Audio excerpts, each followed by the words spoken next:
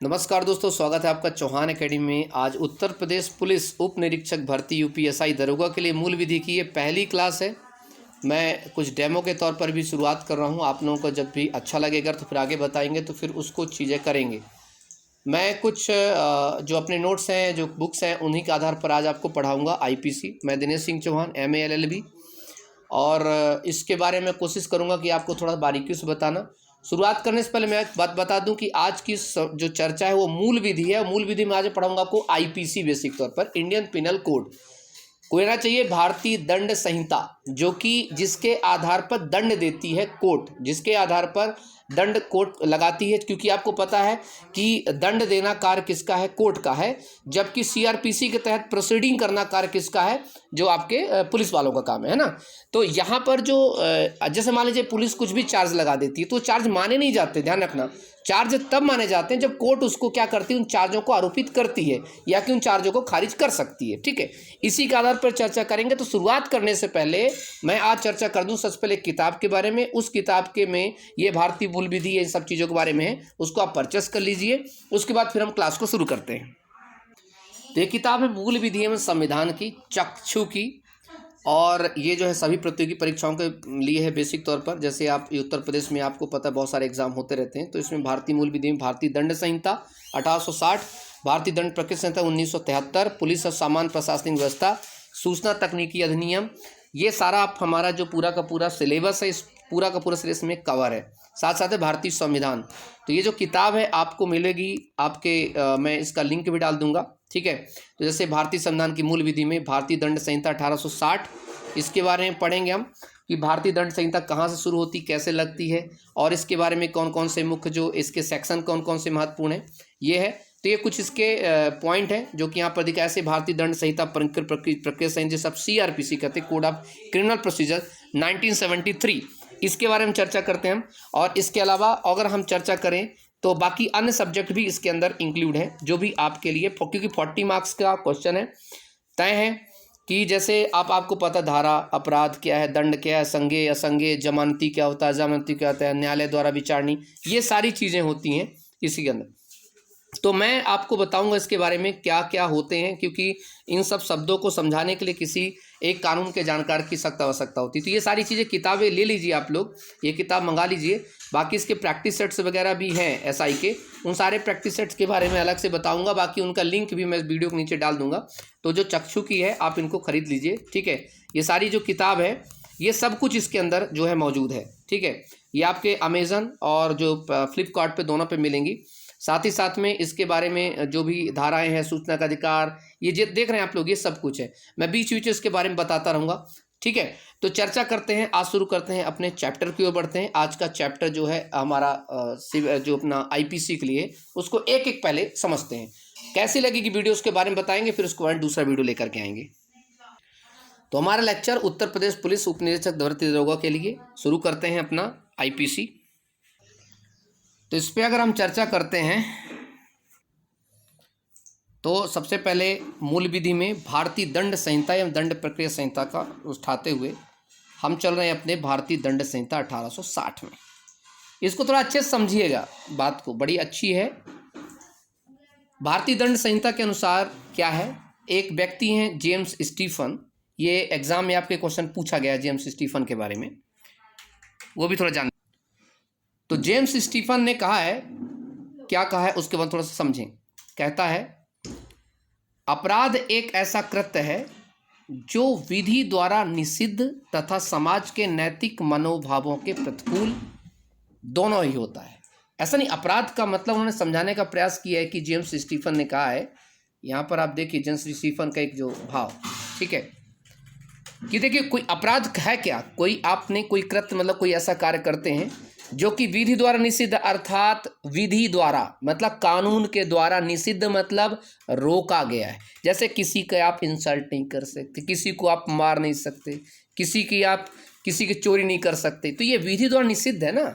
और समाज के नैतिक मनोभाव, आप किसी की लज्जा नहीं कर सकते, आप किसी को अपमानित नहीं कर सकते, आप समाज के जो ऐसे ऐसे कुछ मूलभूत कानून को पालन आपको करना ही होगा। तो ये दोनों के ही प्रतिकूल होता है, उसे हम कहते हैं अपराध। दूसरे व्यक्ति हैं केनी। केनी ने अपनी पुस्तक लिखी आउटलाइंस ऑफ क्रिमिनल लॉ। अब ये केनी साहब कहते हैं, अपराध को परिभाषित करते हुए कहते हैं कि अपराध ऐसा दोष है जिसकी अनुशासनिक दंड है और जो किसी सामान्य व्यक्ति द्वारा क्षम्य नहीं है। यदि वह क्षम्य है तो केवल सम्राट द्वारा। अब चूंकि देखो, आज हम आईपीसी सीआरपीसी पढ़ते हैं, चूंकि लोकतांत्रिक देश बनने के बाद सच्चाई तो यह कि पहले जो थे राजा साहब ने जो कह दिया वही कानून है। राजा साहब ने जो दंड दे दिया तो दे दिया। राजा साहब के अगर मूड सही है, उन्होंने कह दिया कि जाओ तुम्हें सजा माफ तो माफ। राजा साहब का मूड खराब किसी और बात से, लेकिन आपको अगर उन्होंने कह दिया कि इसको हाथी के पैर के नीचे दबा दिया जाए तो दबा दिया जाएगा। तो वो केनी ने क्या कहा कि अपराध एक ऐसा दोष है, अपराध आप अगर करते हैं कि जिसकी अनुशासनिक मतलब जिसके तहत आपको दंड दिया जाएगा और किसी सामान्य व्यक्ति द्वारा क्षम, अर्थात कोई साधारण व्यक्ति उसे क्षम नहीं करेगा। कौन करेगा? सम्राट कर सकता है। ये केनी ने कहा अपनी पुस्तक में। अब अपराध होते कैसे भैया? अपराध के जो तत्व हैं वो 4 तत्व। पहला, अपराध कौन करेगा? मानव ही करेगा ना। हमारे देश में तो जानवरों को सजा नहीं है, बेसिक तौर पर देखा जाए तो मानव है अपराध। तो पहले मानव। दूसरा, आपराधिक मन या स्थिति या दुराशय, जिसे आप कहते हैं मेंसरिया, अर्थात मानव है लेकिन मानव अपराध करने के पहले दिमाग में सोचेगा। क्या सोचेगा? अपराध करने के बारे में। तो अगर अपराध करने के बारे में सोचता है उसे कहते हैं आपराधिक मन स्थिति, जिसे कहते हैं इंटेंशन। जब कोई भी कार्य करने जाएगा मानव तो पहले दिमाग में सोचेगा, मानव जाएगा फिर सोचेगा, सोचेगा तब तो कार्य करेगा, उसके बाद वो करेगा आपराधिक कृत्य। आपराधिक कृत्य करता है और ऐसे में ऐसे आपराधिक कृत्य से मानव तथा समाज को क्षति होती है। ये यूपीएसआई परीक्षा का प्रश्न ही है, ध्यान रखना। ऐसे कंटेंट में लेके आए हूं जो आपको आपके एग्जाम में ही क्वेश्चन पूछा है। इसको थोड़ा जूम कर लेते हैं तो और सबके सही समझ में आ गए। ठीक है कि आपको अपराध के 4 आवश्यक तत्व हैं। एक तो मानव, जैसे आप अगर कोई मार्केट जाते हैं, आपको चोरी करना है तो मानव ही तो जाएगा चोरी करने। तो चोरी करने का प्लान बनाएगा, पहले मैं दिमाग के चोरी करूंगा, फिर चोरी कर लिया। चोरी कर लिया उससे क्या हुई? समाज को क्षति हुई। अपराध कर लिया आपने, 420 आपके ऊपर लग गया केस, है कि नहीं? चलिए, दूसरा, भारतीय दंड जो आपका संहिता है का समुद्र में क्षेत्राधिकार 12 समुद्री मील तक फैला हुआ है। अब ये दिमाग में आता है भाई कहाँ तक फैला हुआ है हमारा, तो 12 समुद्री मील तक फैला हुआ है। ठीक है, उसके बाद हमारा आईपीसी कार्य नहीं करता है। भारतीय दंड संहिता की धारा 1 बताती है संहिता के नाम और उसके प्रवर्तन के विस्तार संबंधित बताती है कि कहाँ तक लागू होगा। अब इस साल एग्जाम में बहुत इंपॉर्टेंट प्रश्न जो ये बार पूछने वाला है, भारतीय दंड संहिता पहले जम्मू कश्मीर में नहीं लागू थी लेकिन अब 31 अक्टूबर 2019 से यहाँ भी लागू हो गई। तो आपके एग्जाम के लिए बहुत शानदार प्रश्न बन गया। भारतीय दंड संहिता को 1 जनवरी 1862 से लागू किया गया था। भारतीय दंड संहिता की धारा 2 में कहा गया, धारा 1 मैंने बता दिया कि उसके नाम क्या है, उसका विस्तार। भैया नाम क्या है उसका? भारतीय दंड संहिता। कहाँ विस्तार? पूरे भारत में। अब पूरे भारत में। ठीक है, भारतीय दंड संहिता धारा 2 के अनुसार क्या है? जो व्यक्ति भारत के राज्य क्षेत्र के अंतर्गत अपराध करता है वह इस संहिता द्वारा दंडित किया जाएगा। अब ऐसा नहीं कि कोई व्यक्ति अमेरिका में कर रहा तो अमेरिका वाले को पकड़ लो, ऐसा नहीं कर सकते आप अगर कुछ भी करेंगे तो भारतीय क्षेत्र के अंतर्गत अगर कोई अपराध करता है वहीं तक ही आपके कानून की पहुंच है। धारा 3 क्या कहती है? इस संहिता की धारा 3 के अनुसार नहीं, 4 के अनुसार भारत के बाहर किसी भी स्थान पर भारतीय नागरिक द्वारा या भारतीय पंजीकृत किसी पोत या विमान पर, वह चाहे जहां भी हो, किसी व्यक्ति द्वारा इस संहिता के अंतर्गत अपराध किए जाने पर संहिता के उत्पन्न लागू होंगे। इसका मतलब सुनो, सबसे पहली बात अच्छी चीज बताता हूं। आप लोगों को पता होना चाहिए कि मान लीजिए भारत में कुछ लोग क्या है, कुछ चीजें अपराध नहीं है, जैसे कैसीनो, जुआ, ये अपराध है भारत में, आपको पता है। ऐसे करके वेश्यावृत्ति, ये सब चीजें क्या है? अपराध है। लेकिन अगर कोई व्यक्ति यहाँ से चले, कहाँ पर चला गया? आपको पता है थाईलैंड पहुंच गया। अब थाईलैंड जब पहुंच गया वहां पर कुछ ऐसे कृत्य को करता है, क्योंकि वहां पर क्या लीगली है, भले वहां पर लीगल है, लेकिन अगर आपने ऐसे कृत्य किए हैं और किसी ने कंप्लेन कर दी है आपकी, वहां कर दी है, भारत आके कर दी, आप पकड़े जाओगे भैया। इसलिए पकड़े जाओगे, आप ये नहीं कह सकते वहां तो लीगल है। हाँ, आप चूंकि भारत के नागरिक हैं, भारत के पासपोर्ट वीजा को वहन करते हैं, तो तय है कि आपको भारत के कानून के आधार पर ही कार्य करना पड़ेगा। अब बात समझ में आई? तो ऐसा मत सोचना कि भारत के कानून नागरिक होने के बाद अगर भारत कहीं विदेश में आप चले गए, वहां पर ऐसे कृत्य करते हैं, भले ही वहां पर वो कृत्य जो है अपराध श्रेणी में नहीं आते, लेकिन आपके अगर अपराध श्रेणी में आते हैं तो आपको पकड़ लिया जाएगा। बात क्लियर हुई? ना क्लियर हो तो कमेंट में बताना, कमेंट में भी वो कुछ लोग हमारे देख रहे होंगे, समझा देंगे आपको। चलिए, इसके बाद हमारा एक और इम्पॉर्टेंट जो कॉन्सेप्ट यहाँ पर शुरू होता है कि हमारी जो भारतीय दंड संहिता की कोई बात विशेष विधि या स्थानीय विधि के उपबंधों पर प्रभाव नहीं डालती है। इसका मतलब क्या होता है कि भारतीय संहिता में जो हमारी बात है, जो लिखा गया कानून है, वो कोई स्पेशल जो कानून है या लोकल जो कानून है उनके उपबंधों पर प्रभाव नहीं डालती। इसका मतलब ये हुआ कि ये अपनी अलग स्थिति रखती है, वो अपनी अलग स्थिति रखती है। धारा 10 में पुरुष एवं स्त्री के बारे में बताया कि पुरुष शब्द किसी भी आयु के मानव नर का द्योतक है, चाहे वो 1 दिन का हो या 100 वर्ष का हो या उससे ऊपर का। इसी प्रकार स्त्री शब्द किसी भी आयु की मानव नारी का द्योतक है। याद रखना इस बात का। पुरुष, अगर आप आईपीसी में चर्चा करेंगे तो आपको मिलेगा कि पुरुष 1 दिन का बालक भी पुरुष ही है वो, ठीक है।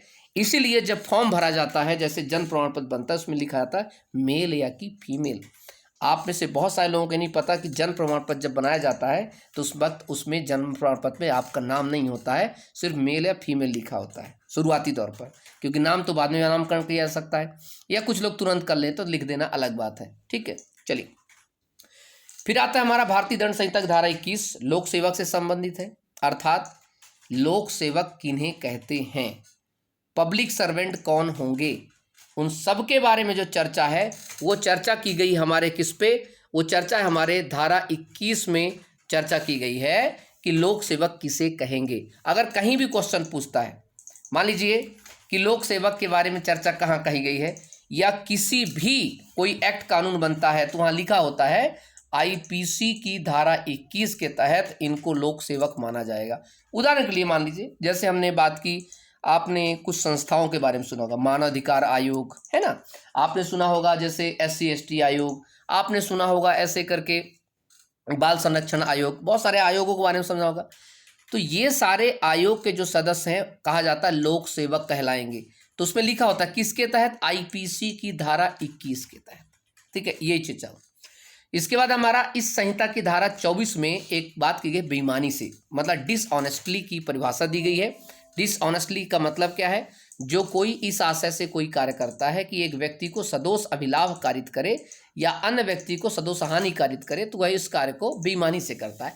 बेईमानी का मतलब ये हुआ, इसको साफ साफ शब्दों में समझिए। मान लीजिए मैं और आप दोनों व्यापारी हैं, ठीक है। मैं आपसे कोई चीज़ माल ले रहा हूँ 5 रुपये में, और आपको जो है मैं नुकसान पहुंचा रहा हूं और उस माल को बेच रहा हूं, मतलब बेईमानी तौर पर। मान लीजिए मैं आपसे 5 रुपये में माल ले रहा हूं, 5 रुपये की एक पेन ले रहा हूं, ठीक है। और आप जब नहीं है तो आपके नौकर से वो पेन मैं आपसे 3 रुपये में आपके नौकर से ले रहा हूं, तो मतलब आपको 2 रुपये का घाटा हो रहा है, लेकिन मुझे फायदा कितने का मिल रहा है, क्योंकि मैं तो बेच 15 रुपये का ही रहा हूँ, तो मुझे तो सदोष लाभ हो रहा है, लाभ हो रहा है, लेकिन आपको सदोष क्या हो रहा है, हानि हो रही है ना। तो इसे हम कहते हैं बेईमानी। अब ऐसे करके बेईमानी को कई जगहों पर परिभाषित किया जा सकता है, ऐसा नहीं सिर्फ एक जगह, कई जगहों से परिभाषित किया जा सकता है। ये भी आपके यूपीएसआई परीक्षा में क्वेश्चन पूछा है। फिर धारा 25 में कपटपूर्ण, जिसे कहते हैं फ्रॉडलेंट्री। फ्रॉड अलग है और बेईमानी अलग है, ध्यान रखना। तो फ्रॉडेंट्री को परिभाषित किया गया, इसको आंसर कोई व्यक्ति किसी बात को कपट करने का आशय से करता है तो वह कहा जाता है कि वह कपट पूर्वक किए गए। याद रखना, कपट पूर्वक कोई काम किया जा रहा है, अर्थात कपट करके। कपट का मतलब मैं आपको समझाना चाह रहा हूं। व्यक्ति, मान लीजिए आप लोग, बहुत सारे लोग एग्जाम देने जा रहे हैं, ठीक है। अब एग्जाम देने जा रहे हैं, अब एग्जाम देने जाएंगे तो तय है कि कुछ लोग को लगेगा कि यार मैं क्यों है ना ऐसा करूं कि मुझे इसका आंसर पेपर मिल जाए, मैं फटाफट इस एग्जाम में सिलेक्शन ले लूं। आपने क्या किया है, ये कहलाता है फ्रॉडेंटली, ठीक है, कपट कहलाता है ये आपकी कपट की श्रेणी में आएगा, ठीक है। फिर है भारतीय दंड संहिता की धारा 34, बहुत शानदार धारा है ये। इसे कहते हैं सामान्य आशय, जिसे कहते हैं जनरल इंटेंस। नहीं कहते मेरा इंटेंशन ऐसा नहीं था, इंटेंशन की बात करता है, मतलब एक आपराधिक कृत्य की बात करता है, एक से अधिक व्यक्तियों द्वारा किया गया कृत्य हो। जब कोई आपराधिक कार्य कई व्यक्ति द्वारा अपने सबके समान आशय को अग्रसित करने में किया जाता, तब ऐसे व्यक्तियों में से प्रत्येक उस कार्य के लिए उसी प्रकार के दायित्व जो है इसको माना जाता है, चाहे वह कार्य अकेले हो और चाहे अकेले उसी न किया हो। आप में से बहुत सारे लोग ऐसे होंगे, सुना होगा आपने कि पुलिस ने उनके खिलाफ धारा 34 कायमी की है, 506 और जो है आपका 34। जैसे कभी कभी किसी को जान से मारने की धमकी देना है ना, तो आता ना धमकी देना, तो 506 लगा दिया जाता है। तो अब वो जब कोई लिखवाने जाता है पुलिस थाने में, तो ये नहीं लिखाता कि उसने जो है अपने से अकेले किया, उसने कहा कि वो ग्रुप में आके मारेगा। तो इसका मतलब क्या हुआ, ग्रुप में आके मारेगा इसका मतलब कि भैया वो कई लोग मिल के मारेंगे, कई लोग मिल करके जब कार्य, तो जब कई लोग समूह में कार्य करते हैं तो मारना किसी एक को ही है। जैसे मान लें एग्जाम्पल और देता हूँ, किसी होटल में 4 लोग चोरी का प्लान बना रहे हैं, एक आदमी वहाँ पर बैठा है, ठीक है, सुनना, उस आदमी का शुरुआत में कोई मन नहीं था, लेकिन सुन रहा है कि ये लोग 4 लोग मिल करके एक रेस्टोरेंट में चोरी का प्लान बना रहे हैं। उसको मन कर गया कि अरे यार लोग चोरी करेंगे, कई लाखों करोड़ रुपए पाएंगे, तो वो भी उसमें शामिल हो गया। समझ बात को? वो बोला भैया मैं एक काम करूंगा, मैं बाहर बैठ के खड़ा रहूंगा, आप लोग अंदर जाएंगे, मैं आपको आवाज़ दे दूंगा। अब ये लोग चोरी करने गए, वो लोग बाहर, वो बंदा बाहर खड़ा रहा, खैर कोई नहीं आया और चोरी करके चले आए। अब सब लोग पकड़े गए, ये भी पकड़ा गया। इसने कहा कि देखिए सर मैं तो बाहर खड़ा था, मैं तो अंदर गया ही नहीं। लेकिन ऐसा नहीं है, तुमने भी तो आशय सामान्य था। उन्होंने एक आपराधिक कृत्य किया 420 का, एक से अधिक व्यक्तियों द्वारा किया गया 34 लगेगा। और जब कोई अपराध कार्य कई व्यक्तियों द्वारा अपने सबके सामान्य आशय, सबका सामान्य आशय का मतलब सबका सामान्य क्या था, इसमें हित छुपा था, तब ऐसे व्यक्तियों में से प्रत्येक उस कार्य के लिए सभी को वही दायित्व माना जाएगा, चाहे उसने अकेले किए हो चाहे सबके साथ में किए हो। इसीलिए धारा 34 के अधीन सामान्य आशय का अर्थ है आशय ऐसा जो आपराधिक करने वाले लोगों को ज्ञात है। अब समझना बात को, सिमिलर इंटेंशन और कॉमन इंटेंशन में अंतर है बेटा। सुनो बच्चे, कभी भी कहे समान आशय और सामान्य आशय, प्लीज यहीं पर सारा दिमाग आपका खोल दूंगा, यहाँ पर मैं ध्यान रखना। ये किसी भी केस में इन्वेस्टिगेशन के लिए बहुत इंपॉर्टेंट होता है। धारा 34 में एक है सामान्य आशय जिसे कहते हैं कॉमन इंटेंशन, अर्थात कॉमन इंटेंशन का मतलब हम 4 जो लोग बैठे तो उनका सबका कॉमन है, कॉमन इंटेंशन में चोरी है, बिल्कुल ठीक है। और एक है सिमिलर इंटेंशन, तो जैसे सामान्य आशय में पूर्व नियोजित योजना है एवं पूर्व सहमति होती है, जबकि समान आशय में पूर्व नियोजित नहीं होती है, दिमाग को सम्मिलित नहीं होता है। नहीं समझे बात को? थोड़ा सा इसको मैं समझा देना चाहता हूँ, मुझे पता है आपके दिमाग पे नहीं घुसी है। जैसे हमने पहले ही 4 लोगों ने ये नियोजित किया कि हमें एक रेस्टोरेंट में चोरी करनी है, ठीक है, चारों ने सहमति बनाई कौन क्या क्या करेगा, और कोई कृत्य करने जाते हैं तो उसे कहते हैं हम क्या, कॉमन इंटेंशन या सामान्य आशय। क्लियर हो गया? ठीक है भैया, सामान्य आशय का मतलब आशय जो आपराधिक कृत्य करने वाले लोगों को ज्ञात है कि हम क्या करने वाले हैं, और समान आशय में पूर्व नियोजित, उनको नहीं पता कि हम क्या करने वाले हैं, उनका सम्मिलित नहीं है। मान लीजिए चोरी करने गए थे, अचानक उनको पता चला एक व्यक्ति खड़ा था और ये लोग अचानक उससे लड़ने लगे।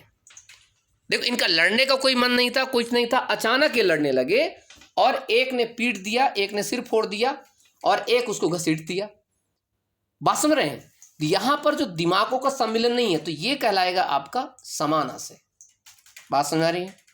और वो क्या था जो चोरी करने के लिए जा रहे थे, वो था कॉमन इंटेंशन। इसी के आधार पर जो है कोर्ट सजा सुनाती है। समझ रहे हैं आप? एक्चुअली इसके लिए 3 केस हैं, बहुत फेमस है धारा 34 के अंतर्गत। एक है महबूब साहब बनाम इम्परर, दूसरा है वरिंद्र कुमार घोष बनाम इम्परर, तीसरा है श्री कांतिया बनाम बम्बई राज्य। मैं आज की वीडियो इतनी रहने दूँ, अगर आप लोग कहेंगे कमेंट बॉक्स पे तो कल मैं जब वीडियो बनाऊंगा दूसरा, इसका पार्ट 2 बनाऊंगा, लेक्चर 2, तो तय है कि मैं इन तीनों केस के बारे में बताऊंगा आपको, ताकि आप लोग इस केस के द्वारा समझ सकें कि धारा 34 के अंतर्गत क्या चीज़ है क्या चीज़ नहीं। ठीक है, तो वीडियो को जरूर बताइए कैसी लगी, क्योंकि आईपीसी की जानकारी तो हर एक व्यक्ति को होना चाहिए, मुझे ऐसा लगता है। चाहे आप पुलिस की तैयारी करें चाहे ना करें, लेकिन कानून जानना जरूरी है और सबको जरूरी है। क्योंकि मैं एक वकील होने के नाते मेरा उत्तरदायित्व तो बनता है कि देश और समाज को में रहने वाले व्यक्तियों तक वो सभी महत्वपूर्ण मूलभूत कानूनों को पहुंचाऊं भी, ताकि आप लोग समझ सकें, सजग हो सकें अपने अधिकारों के प्रति। ठीक है, तो वीडियो कैसी लगी जरूर बताइएगा। जय हिंद, जय भारत, इंकलाब जिंदाबाद, टेक केयर। और सारे यूपीएसआई वाले पूरी वीडियो को शेयर करिए, जो नए लोग हैं वो सब्सक्राइब करिए, लोगों तक पहुंचाइए, क्योंकि याद रखना कानून की रोशनी सब तक पहुंचनी जरूरी है। बाय बाय, टेक केयर, जिंदाबाद।